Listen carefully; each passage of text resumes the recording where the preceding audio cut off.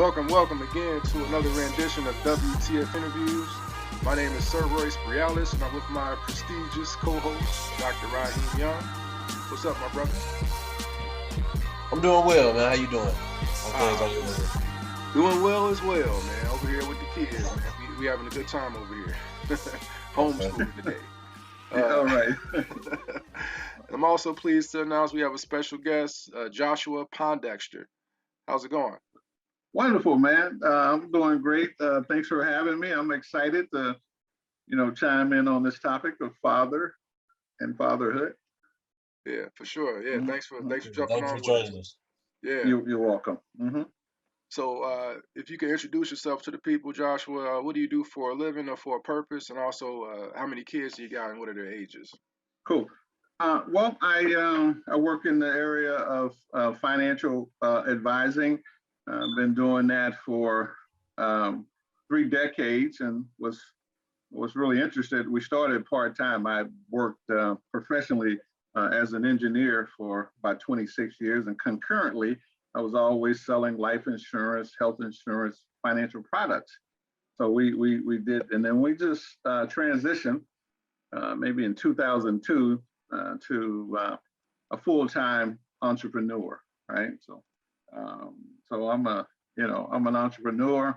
I am the original side hustler and had a side hustle since 1986, right? So that's what we did. And then I have been a father of 3 sons. My oldest son had him when I was 30, right? So he will be 30 this March, and have what they call an Irish twin, his brother, 29, and they sometimes during the year they're the same age, right? My first son, Joshua, my second son, Matthew, and then I have a younger son that's 20, right? So that's my one out of due season. And then blessed to say that I'm a grandfather of 3 sons. My 6-year-old grandson, which is my heir to my business. We already identified him. Then we have a 2-year-old. We don't know what that boy gonna do, but he's a beast. And then we have the baby that's I think about 5 months. So those are my 3 grandsons. 3 sons, 3 grandsons at the moment. The only one that has contributed is the oldest son. So he has 3 boys, and the other 2 have not had children as of yet. They still rocking out, enjoying life. And did you ask me to give fathers some advice at this point? What I would give to a father? Not yet. We're gonna leave that towards the end. Cool. I maybe that was when we were talking offline, but I got some advice. Good. That's me, brothers. JoshuaPondexter.com. We're all about financial literacy, educating our people specifically how to win this money game. So, Joshua, can you talk about the things you've learned from being a dad to being a granddad? How has that responsibility changed for you? Absolutely. Yeah, thanks. That's a great question, Dr. Young. And so I was a father. My first son, as I stated, I had him when I was 30, and it profoundly impacted my life to, wow, now it's time to stop playing and get serious. I'm responsible for someone else. So it was a shift. That was the first significant shift. And I had a second son, third son. And then when I became a grandfather, the pressure, that pressure was not, there was a different type of pressure to be a statesman. I felt more elderly. I felt more regal. I felt that I should set a legacy, a better example. You see what I mean? So it shifted. As a father, it shifted that day-to-day grind, providing. Now it shifted to, okay, now I got to think about grandchildren and leaving something for them. So that was the shift. Okay. And I love it. And so I'm 60-year-old. I know I look as young as Sir Royce, but but hey, it makes you feel more stately than a grandfather. It makes you feel like, hey, I am walking in integrity. I want to present myself like as a man to be respected, but it's a respect level in the community that grandfathers should hold. And with my grandchildren, they love me. Cool. Yeah. Mm-hmm. So speak to your fatherhood experience. So Mm-hmm. when you first became a dad, you pretty much had kids back to back. It seems like so. Mm-hmm. What was the biggest difference from the first one to the second one in regards to how you were as a father at that time?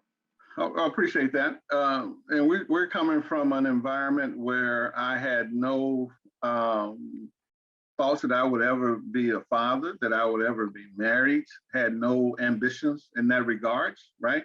So bam, the first one was like, that's it, I'm good, right? And so then the second one come, and Matthew, which is Matthias in the Greek, gift of God, or I named him thus, it was a gift from God. And so now it's like, wow, God wants me to do more, right? Wants me to be more. So that's how I began the shift. Well, that's the first one. The second one, now it's like, wow, it's more required of you, right? And then the third one came, which was a blessing, because all that learning to be a father, to be a parent, to be a disciplinary, to be a guy, to, all that kind of accumulated. And then when I got to the third one, I hope I was a little better. The first two, it was do what I say, when I say do it, and how I say do it, right? Very, like this. And then that third one came along, he was like, I ain't do anything to you. Why are you talking to me like that? You know what I'm saying? So it was a shift in reality where it's like, oh, I need to adjust myself and not let a 4 or 5 year old outsmart me. So those were the shifts. Of course, having multiple children, you see multiple personalities, and you can't, treat all of them the same. You got to become better. You got to become a better communicator. You have to, I think one of the things that we miss is not being expressive in love, loving your sons, kissing them. You see what I'm saying? Those are important, so they realize that masculine affection is okay. You know what I'm saying? That it's okay to consequently love your friends, love your schoolmates. It's good to have those strong connections with other men, right? Yeah. So this is how that kind of instructed me in fatherhood, going from 1 to 2 to 3 children, right? So that's what I would say to that. Okay, another question? So your oldest son, he's named after you. His name is Joshua. Yes. Your second son name is Matthew. Yes. What's your third son's name? Jeremiah. Okay. Jeremiah. So the Hebrew names, or from the Hebrew perspective, Jeremiah, the weeping prophet. So he did, most people will take on the nature of their name. He's a very compassionate man, very, loving, and so we appreciate that, giving him a name, telling him what his name means, and then having them strive to be that type of personality. Oh, yeah, I noticed that when you were saying your son's names, and I know that you work in finance. Yes, sir. So yes, what role does God play in our finances? Well, the prophet Isaiah said that God maketh the poor and the rich. So if you have a problem with your financial situation, talk to your creator about it, right? That's from a spiritual perspective, but from a practical perspective, how the God works in our finance, the psalmist said that he is the one that has given us the ability to earn. right? So we need to find out what our ability is and utilize that ability to make honest money, right? And so there's a whole balancing act. So if you're one that believes in contributing to your local church or temple or mosque or whatever, bam, that's developing the characteristics of God, right? Giving, right? And it will be given unto you. It's a principle. So he plays a dynamic part in our financing, and especially as a financial advisor.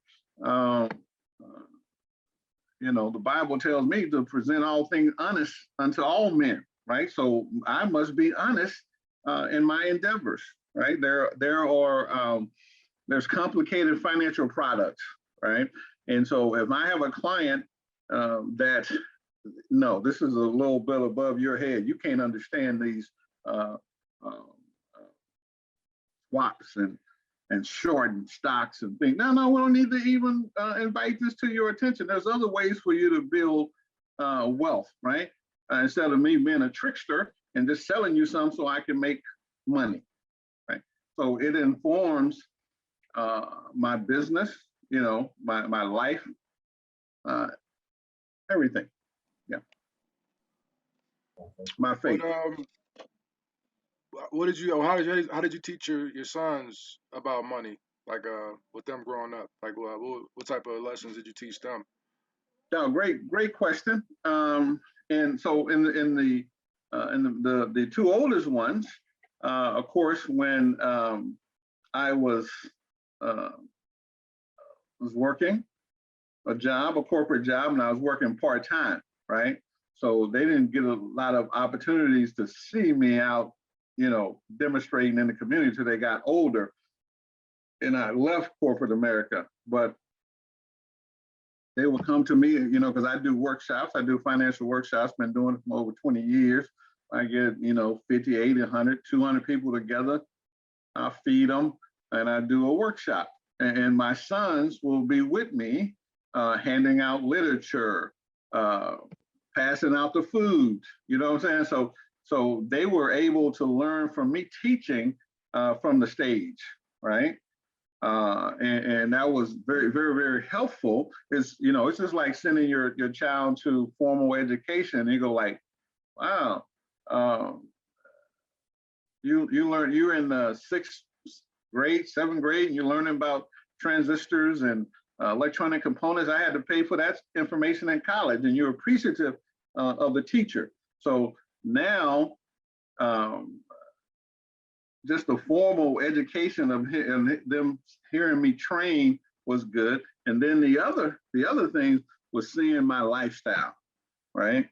That number one, no Gucci, no Prada, none of that foolishness. When it's talking about, Dad, I want some Jordan. I said, yeah, I want you to have some Jordan too, but Daddy got, he has a $100 limit on how much he will pay for gym shoes. Well, I want these jeans.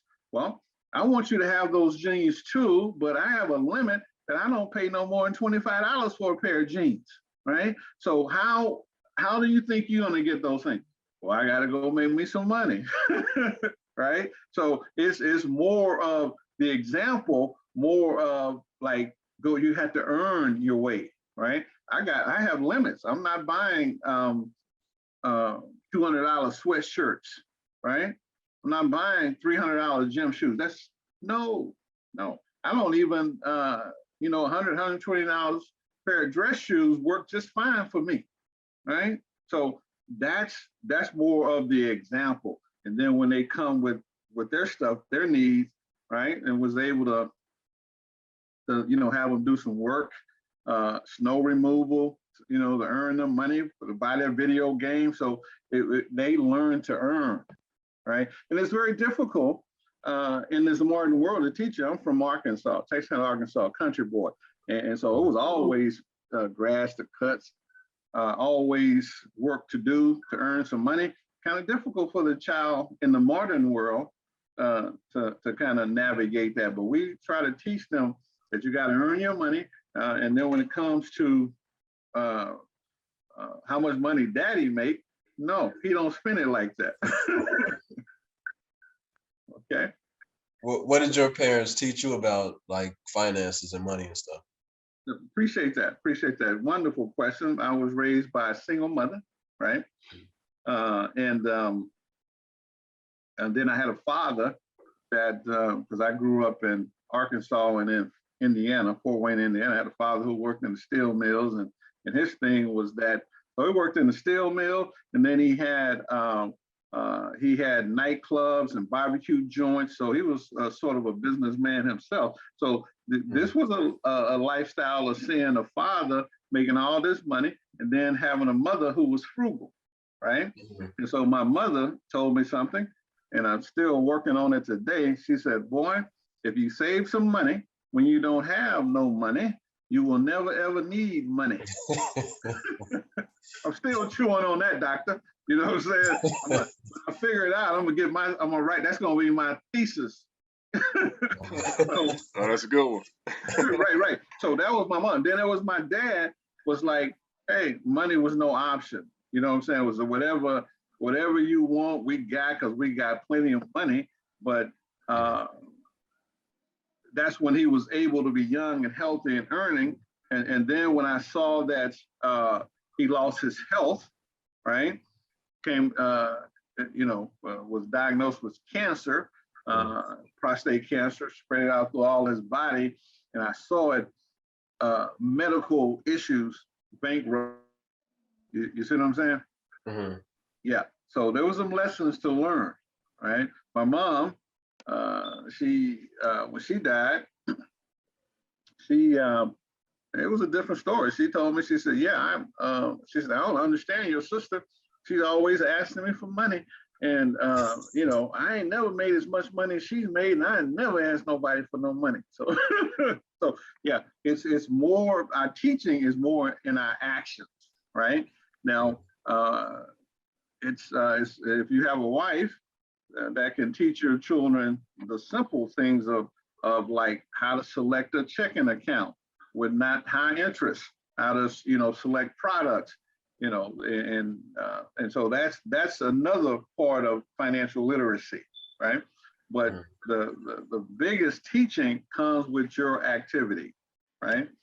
Not staying at home, not trying to make the restaurant man wealthy, right? Cooking at home, taking your lunch to work when you can. These type of things you see in your family, right? Even, and I work for myself, and I always left home with some snacks, right? Because as a financial advisor, it's customary for me to I might take my clients to lunch. I might have 3 or 4 lunches a day, breakfast and lunch, right? But it's all for business purposes. I'm not doing all that eating. So that's what I would say with the teaching is that like the Bible said, let your life be a living epistle. When they look at you, they can read how you get down. And then of course coming of age, and my sons know that even though we were tight, I'm tight, that they know and they have said out their own mouth, my daddy will give me his last. Yeah. Before he feed himself, he will feed me. Right? They know this. Yeah. Mm-hmm. Yeah. So talk about your background a little bit. So how do you think being an engineer has helped you as a financial strategist? Yeah, absolutely. Because it's technical. It's a lot of the products and services that these financial institutions sell, they're technical products, right? The bank has technical products. The investment banks, the life insurance company has technical products, and these products they are designed first to enrich the pockets of the people that sell them, right? The banker, the investment banker. So the life insurance company, their products are designed to enrich them first, and then it's designed to enrich the person that sells them, right? So the salespeople that sell these products, they make money, right? Now, now number 3 is the client. right? And so since these products are technical and it's easy to sell the benefits of them, what I would say that, hey, when I sell a product, it must be good for the company. You must be a good client for the company, right? That the product is beneficial for the client and that it's beneficial for me. That we all three must win. So I've been able to analyze products and look at them, and so being an analytical person, I'm one of the few people when I used to sell mutual funds that ever read prospectus. It's like 40 pages of little old bitty tiny writing, right? And I would sit there and I would read that and I go like, this is kind of complex. The average person won't understand these things, right? And so will I sell this to the average person? No, because it's too, if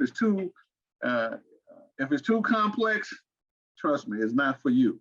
It is not benefiting you. All that writing is the benefit the person that sold those products. So that's one of the things that have helped me been trained technically is to look at very complex things and make them simple for my client. Do or don't. This is good for you. This is not. Okay. I know, like when you were talking about your parents, you said that you were raised by a single mom. Yeah. And you talked about like how your dad's lifestyle a little bit. Can you talk about your relationship with your father? Oh yeah, absolutely. So my father was hey, he was a go-getter, and he was getting them.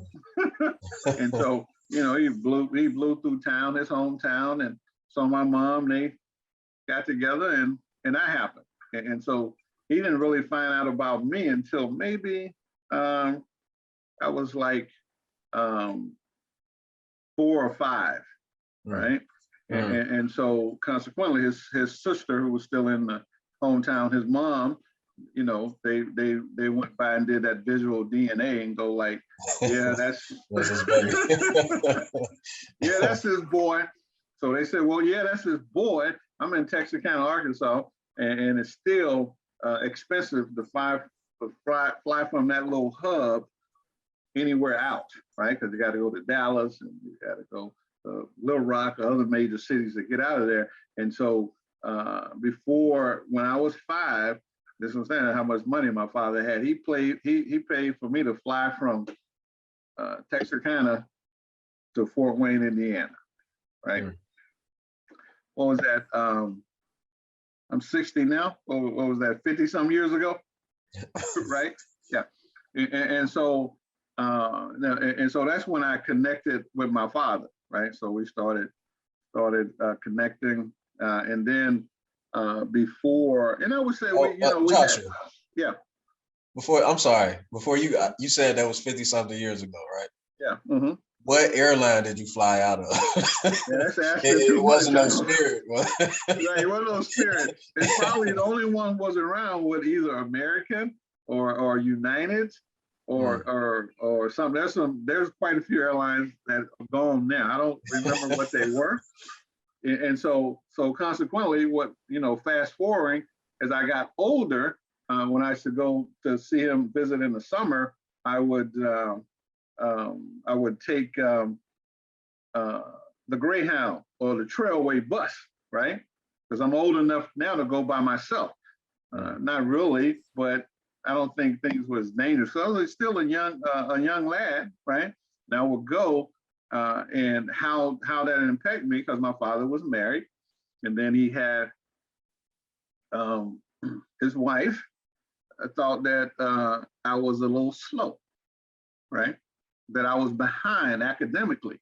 And so when I would come there in the summer, she would have books for me to read, and she would have workbooks on English and on math for me to, you see what I mean? So it was very beneficial for me to leave that rural area and come every summer and get that extra push academically. Mm-hmm. So did they have children together? your Yes. Yeah, father was absolutely. stepdad? Yeah. Yeah, I had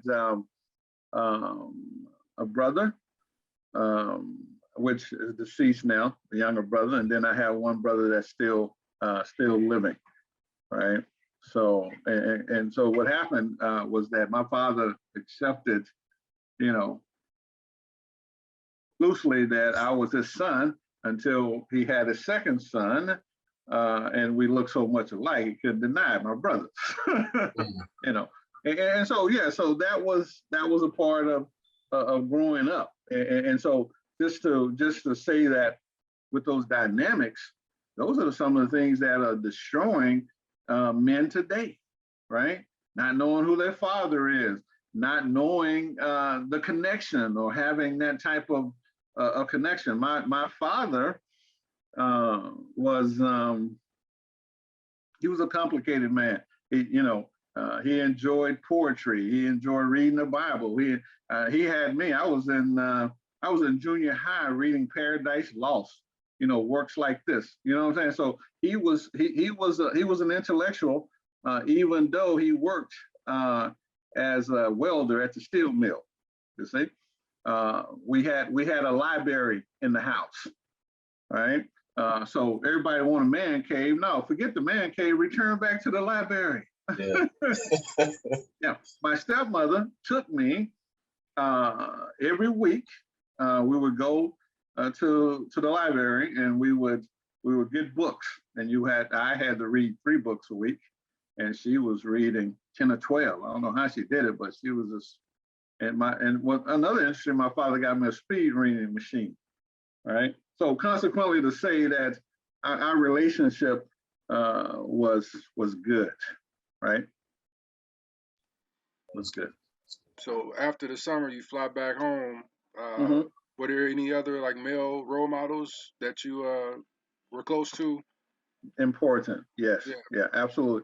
Absolutely important. My mom, had the foresight to connect me with men.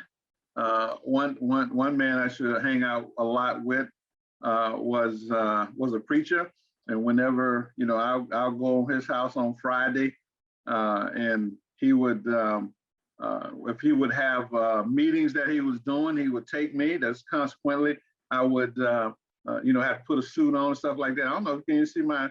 Let me show you this right here. See, no, that didn't come up. But anyway, you see my picture back there. That's why I'm such a dapper Dan. Yeah. So yeah, that one. There was other guys that they taught me how to work. Right, my aunt's husband. He had rent houses and stuff like that. I used to had to cut the yards. I would have to scrape them and paint them. So every other year, I'm scraping and painting one of those houses. Right. So those were male role models. Now, my aunt, when I went in the Navy at 17, my aunt was like, why you always writing your uncle?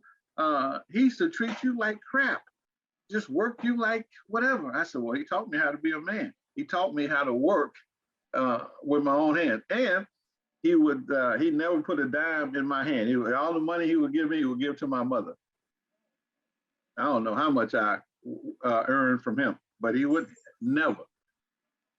Yeah. So, and to my role model, then he worked at a job. He retired from the military. He was a photographer, so I was with him in his dark room developing. He did proms. He did the local newspaper. So it was a lot of great exposure. So there was one man. Then there was other men I was exposed to that killed hogs in the country. You see that's just a wonderful panoramic view of manhood, right? So I don't judge a man based upon status, like, okay, you the CEO. No. In my life, I've been able to deal with men that come out of the woods and men that come out of the office. Don't matter. Outside of like being able to work hard, what's some of the, like, I guess the biggest lessons that you learned from those men? Yeah, absolutely. And thank you, Dr. Young. I think you young folks call them hacks. you know. Hacks, yeah. Right. Oh, life hack. What's some of the life hacks, right? Is number one, get a mentor, right? Yeah. So somebody thinks a mentor is somebody who wants to have your best interest at heart, that wants to see you do well. Yeah, true, but that's only half of a mentor. The other half is someone that has a financial interest in you doing well, right? So I had an uncle that, you know, we still have our land in Arkansas, and we used to cut trees down, and he'd take me out there, and he would cut these trees down, sell them to the paper mill, and make money. So he was my mentor, and he had a financial interest. If I come out there and work, I will make money, right? And he made money. So if you want a true mentor, this is somebody that wants you to do well, yes, but they must have a financial interest in you. That's why they'll take your call at 3 a.m., right? So what's the problem? What's going on, right? So those are the criteria I see for mentorship. Number one, get a mentor, and number two, you know, be around good people, right? There's still good people in this world, right? So spend your life with, you know, getting mentors. I still have mentors today. Most of them are 80 and 86 years old. I got some great mentors, and around good people. Those want to see you do well, and service, give, right? It's not a we call them a hack. It's not a trick, but giving and service is more rewarding than anything else. I think since the pandemic, I have given 70 free financial workshops, right? And that's given. So those are the things that I say I have learned. Matter of fact, I do a Facebook Live every Friday at 9 a.m.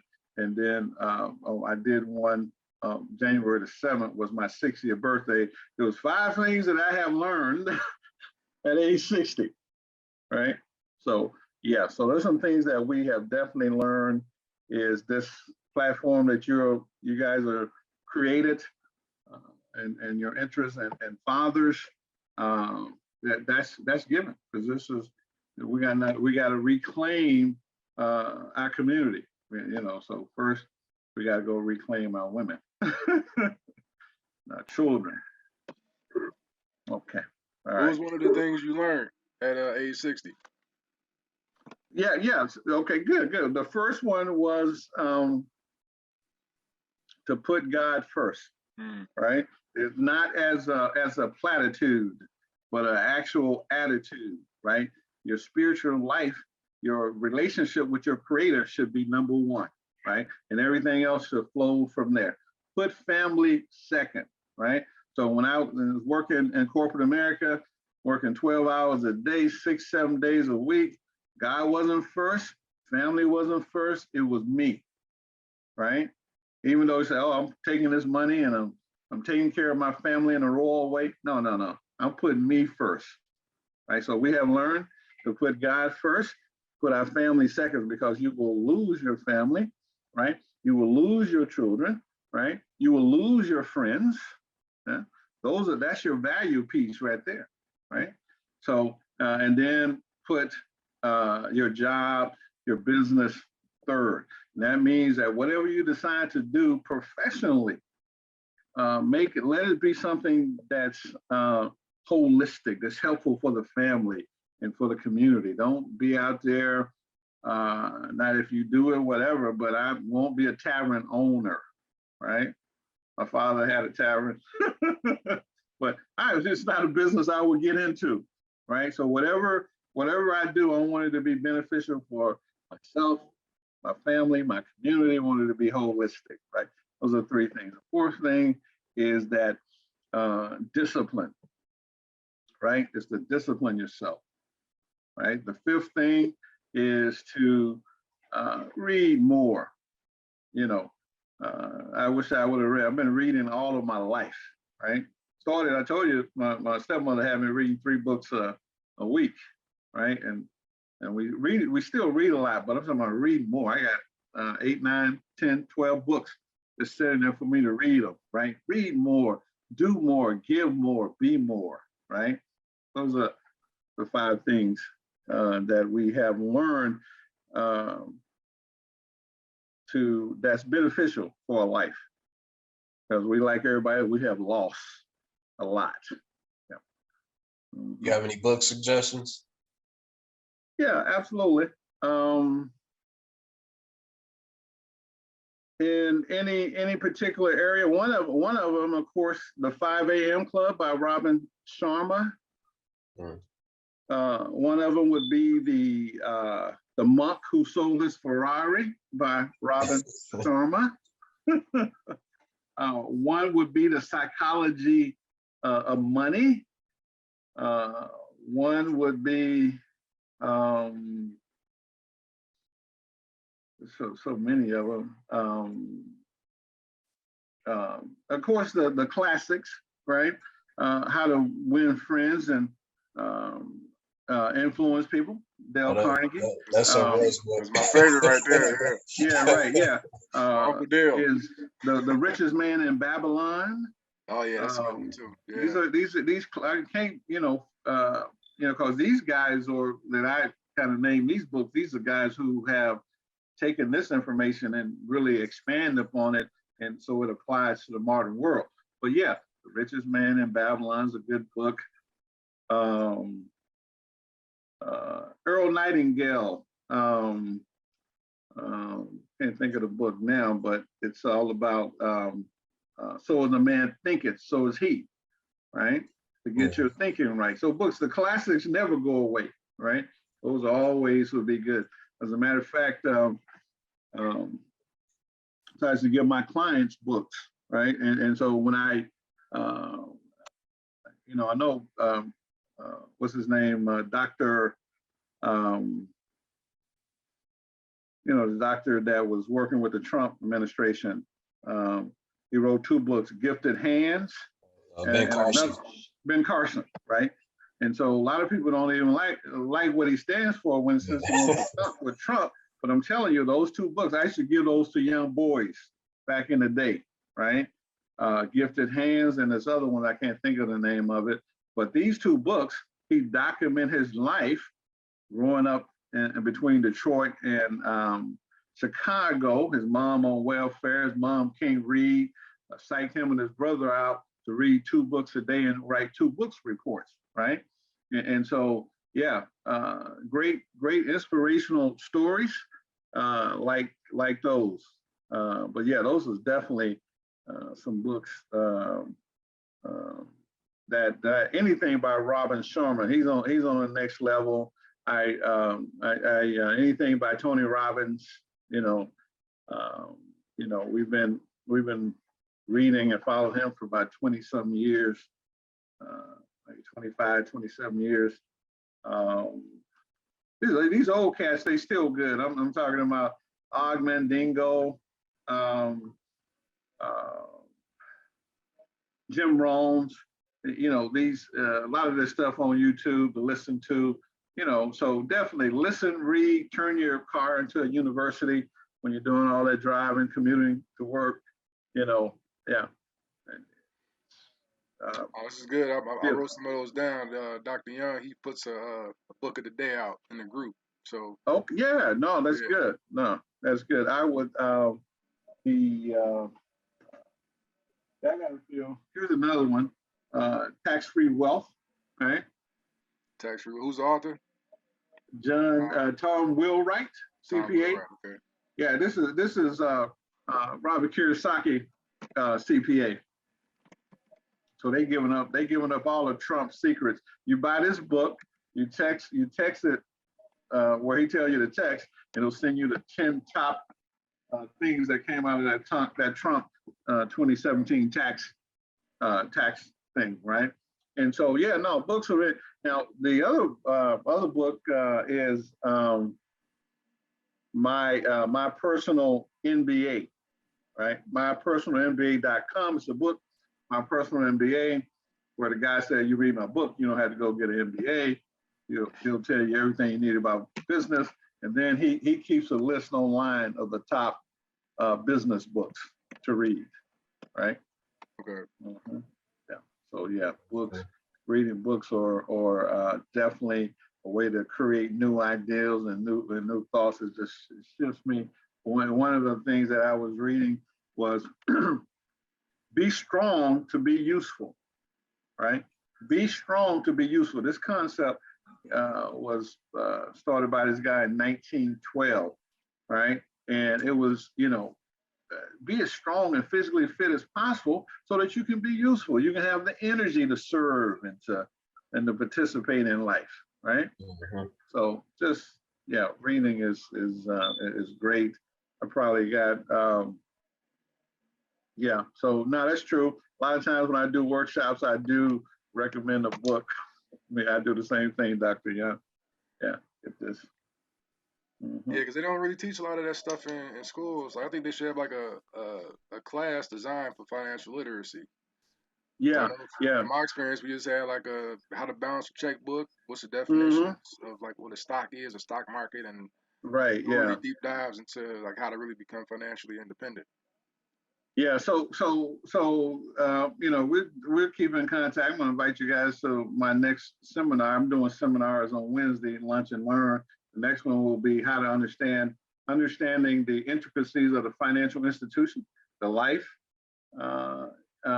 industry, the banking industry, and the investment banking industry, and understanding the intricacies of these businesses and their products, right? What products they sell and where they fit in your financial portfolio.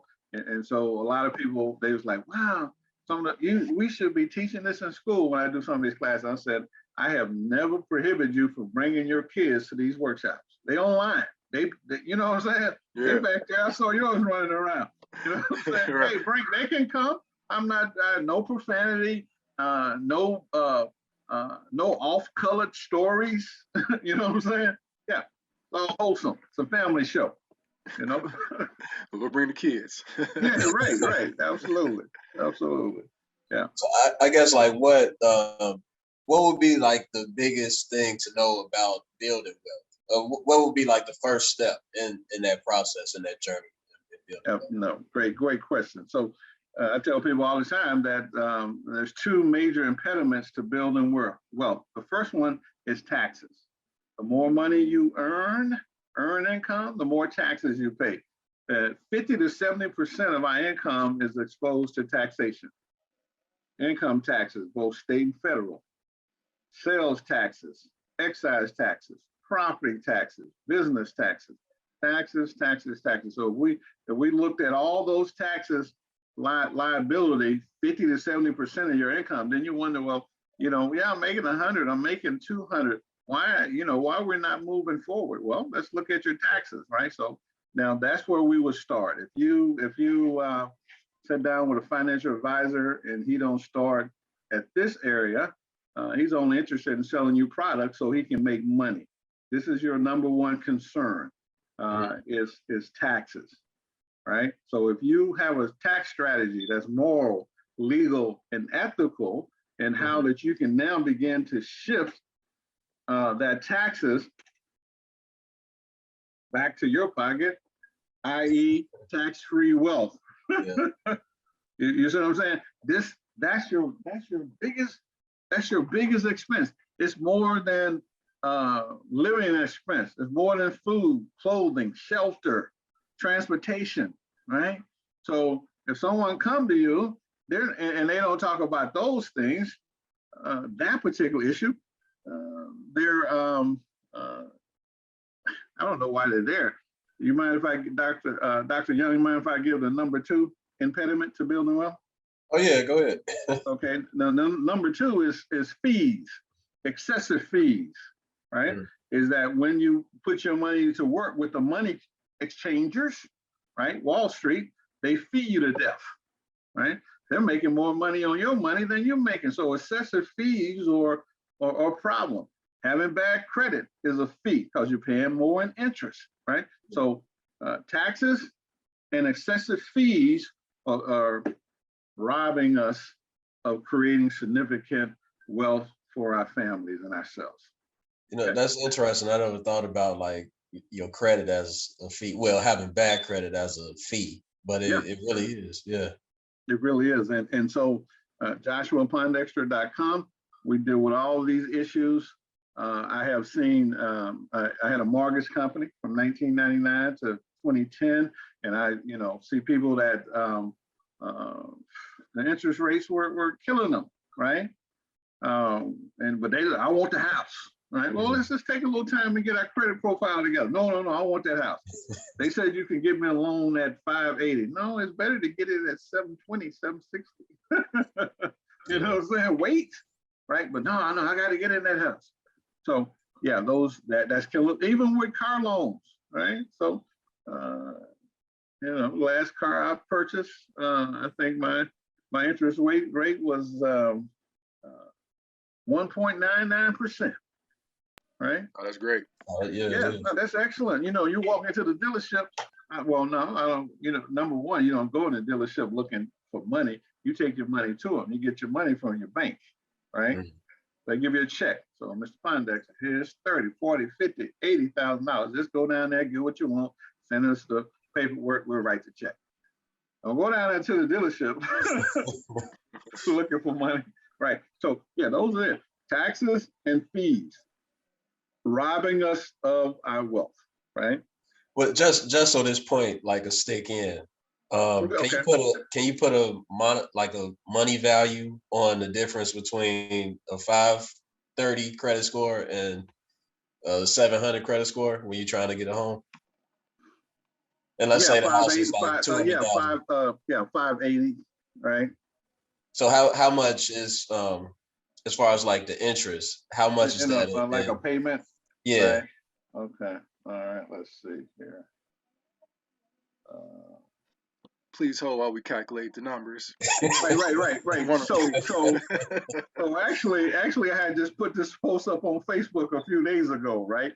So you're buying a $45,000 used car for 48 months, right? You have a 590 credit score. Your interest rate is going to be 15.27% APR. That means that your monthly payment is going to be $1,259. So, and there's some cats out here floating around in these big old cars paying $1,000 a month, right? Well, and so, right. Now the same vehicle with a 730 credit score, your interest rate is 4.3%. So now that means that you're $1,000 a month, $1,020 monthly, right? So when total interest paid on that 590 is $15,413. The total interest paid on that other vehicle is $3,967. So you see that that's you could have bought a whole nother car.